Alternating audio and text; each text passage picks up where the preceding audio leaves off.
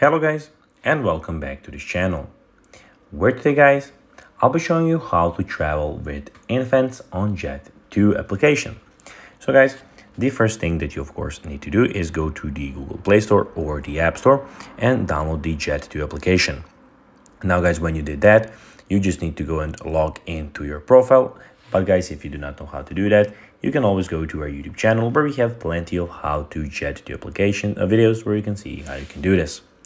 Now guys, that we got that out of the way, let's see what we actually have in front of us here.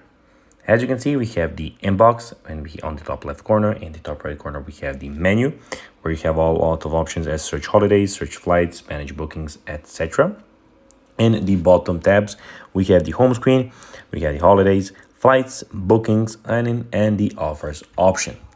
But now guys, let's see how you can actually go and travel with infants on Jet2 applications. It is pretty simple guys, you just need to go and follow these few steps that I will be showing you to know how to do it in no time.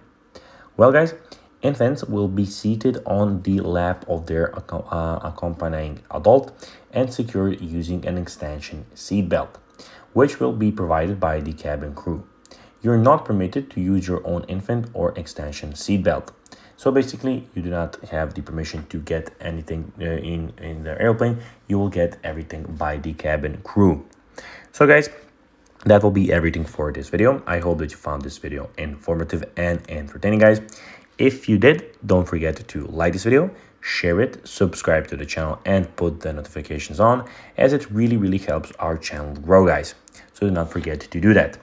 So guys, that will be everything for this video, as I said, and I hope that you will go and like it. So guys, I will be seeing you as always in the next video.